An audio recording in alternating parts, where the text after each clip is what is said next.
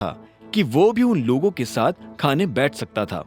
आज सनी भी उन लोगों के साथ बैठकर नाश्ता कर रहा था। जैसे ही सनी की नजर अभिनव पर पड़ी तो उसने हंसते हुए कहा, अरे देखो जरा, जीजाजी आ गए। अभिनव सनी को वहां देखकर हैरान हो गया। उसने अपने आप को संभाला और डाइनिंग टेबल के पास आकर बोला, गुड मॉर्निंग एवरीवन। मॉर्निंग, सभी ने बड़बड़ाते हुए कहा। क्या बात है, ससुराल में आते ही जीजाजी तो झोपड़पट्टी से लग्जरी फ्लैट हो गए हैं। ये सूट तुमने इसे खरीद कर दिया है अनन्या? जब हम खाने के लिए बैठे हो तो किस तरह की और किस तरह से बात करते हैं इसका तुम्हें अंदाजा नहीं? अनन्या, वो गलत क्या कह रहा है? इतने में शर्मिला ने बीच में आते हुए कहा। वो चाहती थी कि सनी अभिनव का और ज्यादा मजाक उड़ाए, लेकिन इससे पहले कि सनी कुछ कह पाता, अनन्या ने कहा, यह कोई बात नहीं होती मम्मा, इसने बहुत गलत बात की है। मैंने अभिनव को कोई सूट नहीं दिलाया है। मैं क्यों इसे सूट दिलाने लगी? वो खुद काम कर रहा है, खुद कमा रहा है। अच्छा, तो चलो बताओ कि तुम कितना कमा लेते हो? इससे पहले कि अभिनव उसकी बात का कोई जवाब देता, अनन्या ने अभिनव की तरफ देखते हुए कहा, तुम्हें सब में पढ़ने की जरूरत नहीं है अभिनव। दादाजी, हमें काम पर जाने के लिए देर हो रही है, चलते हैं। हमें? अभिनव ने हैरान होते हुए कहा और अनन्या को देखने लगा। अनन्या ने भी अभिनव को देखा और हाँ में सिर हिलाते हुए बोली, चलो। उसकी आवाज सुनकर लग रहा था कि वो काफी जल्दी में है। ऐसे में अभिनव भी अपनी जगह से खड़ा हुआ और अनन्या के पीछे निकल पड़ा। जैसे ही वो दोनों घर से बाहर आए तो इतने में अनन्या बीच में रुकी और बोली, मैंने तुम्हें बचाया है, इसलिए तुम्हें मुझे थैंक यू बोलने की जरूरत नहीं है। असल में मैंने तुम्हें नहीं, अपने आप को बचाया है। चलो मेरे साथ मेरी गाड़ी में आ जाओ, मैं तुम्हें छोड़ दूंगी। लेकिन अगर तुम मुझे ऑफिस तक छोड़ने जाओगी तो तुम्हें मुझे शाम को लेने भी आना पड़ेगा। यह सुनते ही अनन्या ने एक पल के लिए अभिनव को देखा और बोली, ठीक है। यह सुनते ही अभिनव अनन्या की गाड़ी में बैठ गया और दोनों ऑफिस जाने के लिए रवाना हो गए। रोज के मुकाबले आज अभिनव भले ही जल्दी ऑफिस आ गया था, लेकिन उसकी पीठ पीछे उसके बारे में जो बातें होती थी वो आज भी थमने का नाम नहीं ले रही थी। बहुत से लोग यही कयास लगा रहे थे कि आखिर मैनेजर अभिनव के साथ क्या करने वाला था। अभिनव लिफ्ट के पास आकर खड़ा हो गया था, जो कि पहले से भरी हुई थी। इससे पहले कि लिफ्ट का दरवाजा बंद होता और वो ऊपर जाती, अभिनव उसमें चढ़ चुका था। जैसे वो अंदर आया तो इतने में उसके पीछे से किसी ने फुसफुसाते हुए कहा, देख रहे हो इसकी बहादुरी? गुड मॉर्निंग अभिनव जी, कैसा रहा कल आपका दिन? इतने में अभिनव को जैनी की आवाज सुनाई दी। वो भी लिफ्ट में अभिनव के साथ थी और उसे देखकर मुस्कुरा रही थी। अभिनव ने उसे देखा और बोला, बहुत बढ़िया, तुम्हारा दिन कैसा था? मेरा भी बढ़िया था, जैनी ने कहा और मुस्कुराने लगी। कुछ देर के बाद लिफ्ट का दरवाजा खुला और अभिनव लिफ्ट से बाहर निकलकर अपने कैबिन की तरफ बढ़ने लगा। इससे पहले कि वो अपनी कुर्सी पर जाकर बैठ पाता, उसका फोन बजने लगा था। उसे समझ नहीं आ रहा था कि इतने सुबह सुबह उसे कौन फोन कर रहा था। उसने फोन उठाया और बोला, हेलो, गुड मॉर्निंग, मैं एके प्राइवेट लिमिटेड का मैनेजर बात कर रहा हूँ, अभी के अभी मेरे ऑफिस में आ जाओ। उधर से एक आदमी ने भारी सी आवाज में कहा और बिना अभिनव का जवाब सुने फोन काट दिया। अभिनव ने भी फोन रखा और उठकर मैनेजर के कैबिन की तरफ बढ़ने लगा। वो मैनेजर के कैबिन के बाहर पहुंचा और दरवाजा धीरे से खटखटा दिया। दरवाजा खटखटाने के बाद उसने कहा, हेलो, मैं अभिनव गढ़वाल, और मैं। इससे पहले कि वो अपनी बात पूरी कर पाता, उधर से एक लड़की ने कहा, जो कहना है अंदर आकर कहो। अभिनव जब अंदर आया तो उसने देखा कि वहां एक लड़की खड़ी थी और वो और कोई नहीं बल्कि कामिनी थी। गुड मॉर्निंग, अभिनव ने मैनेजर से बहुत शालीनता के साथ कहा। मैनेजर ने उसे एक पल के लिए घूरते हुए देखा और आखिर में बोला, मुझे ये सब फॉर्मेलिटीज पसंद नहीं है, सीधा पॉइंट पर आता हूं। तुम्हें क्या लग रहा है हमने ये कंपनी मजाक करने के लिए खोली हुई है? मैं समझा नहीं, अभिनव ने अपनी पलक झपकाते हुए कहा। मैनेजर ने फिर से अभिनव को एक पल के लिए घूरा और बोला, अच्छा मैं अभी समझाता हूं। इतना कहते ही उसने अपनी टेबल के ड्रॉअर में हाथ डाला और उसमें से एक एनवलप बाहर निकालकर अभिनव की तरफ बढ़ा दिया। अभिनव ने एनवलप हाथ में लिया और उसे खोलकर देखने लगा। उसने देखा कि उसमें एक लेटर था। अभिनव ने उस लेटर को पढ़ा और हैरान होकर मैनेजर की तरफ देखते हुए बोला, आप मुझे नौकरी से निकाल रहे हैं? यह सुनते ही मैनेजर के चेहरे पर मुस्कान आ गई और वो बोला, क्या बात है, मुझे तो लगा था तुम्हें पढ़ना भी नहीं आता होगा, लेकिन अच्छा है कि तुमने ये सब खुद ही पढ़ लिया।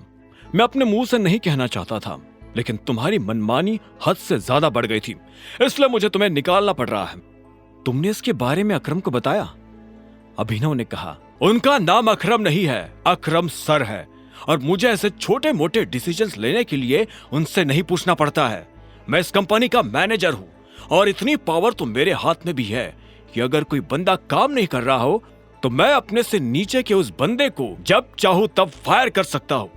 यह सुनते ही अभिनव को हंसी आ गई, लेकिन उसने अपने आप को रोका और बोला, सीरियसली मैं काम नहीं कर रहा था।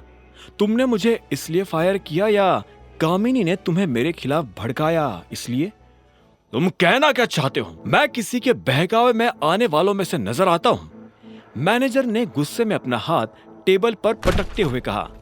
अभिनव ने उसे एक पल के लिए देखा और बोला, आप मैनेजर हो और मैनेजर को गुस्सा नहीं करना चाहिए, लेकिन आपने फिर भी गुस्सा किया क्योंकि मैंने सच कहा। मेरा सच आपको चुभा ना, तो फिर आपने ऐसा क्यों किया? आपसे जूनियर लड़की की बातों में आकर मुझे ये लेटर थमा रहे हो। आप इस लड़की को शायद नहीं जानते हो, लेकिन मैं इसे अच्छे से जानता हूं। इसने हमारे कॉलेज से लोगों को भड़काने और बेवकूफ बनाने में मास्टर्स किया है, और इससे पहले कि अभिनव आगे कुछ कह पाता, उसने देखा कि मैनेजर गुस्से में उसकी तरफ बढ़ रहा था। वो अभिनव पर हाथ उठाने वाला था, लेकिन इससे पहले कि उसका हाथ अभिनव के गाल पर पड़ता, अभिनव ने उसका हाथ बीच में ही पकड़ लिया था। ये देख मैनेजर और ज्यादा तमतमा गया था। उसने अपना हाथ छुड़वाने की कोशिश की, लेकिन अभिनव की गिरफ्त इतनी मजबूत थी कि मैनेजर की ताकत रत्ती भर का काम नहीं कर रही थी। आखिर में उसने चिल्लाते हुए कहा, छोड़ो मेरा हाथ। अपना हाथ संभाल कर रखते तो मुझे इसे पकड़ने की जरूरत ही नहीं पड़ती। You are fired, understand, get lost. Abhinav ने पहले मैनेजर को देखा और उसके बाद उसकी नजर उस लेटर पर पड़ी जो मैनेजर ने उसे दिया था। अभिनव ने तरीके से उस लेटर को फोल्ड किया, फिर से उसी लिफाफे में डाला और मैनेजर के मुंह पर मारते हुए बोला, मैं जा रहा हूं, तुम्हारी कंपनी तुम्हें को मुबारक, जड़ बुद्धि कही के। अभिनव ने एक कैब बुक की और गुड़गांव की सड़कों पर इधर से उधर घूमने लगा। साहब, ये तो बताओ कि जाना कहाँ है? जब ड्राइवर ने अभिनव से यह सवाल पूछा तो जवाब में अभिनव ने कहा, जहां जाना था वहीं से तो आ रहा हूं। मैं समझा नहीं। पता है, गाड़ी चलाते रहो। ड्राइवर कुछ देर तक इधर से उधर गाड़ी चला ही रहा था कि अचानक उसने बीच में गाड़ी रोक दी। उसने देखा कि सड़क के बीचों बीच एक बैरिकेड लगा हुआ था। उस बैरिकेड के आसपास कुछ लोग खड़े थे जो हर गाड़ी को मुड़ने का इशारा कर रहे थे। ड्राइवर ने यह नजारा देख एक गहरी सांस ली और बोला, सर, अब तो बता दीजिए कहाँ जाना है। अगर उस पार जाना हो तो मैं राइट लूं और नहीं तो यू टर्न। अभिनव ने उसकी बात का कोई जवाब नहीं दिया। उसकी नजर तो दूर खड़ी उस महंगी सी गाड़ी पर टिकी हुई थी जिसका दरवाजा एक आदमी ने पकड़ा हुआ था। उसमें से एक लंबा चौड़ा सा आदमी आंखों पर चश्मा लगाकर बाहर आया। उसने सूट पहना हुआ था।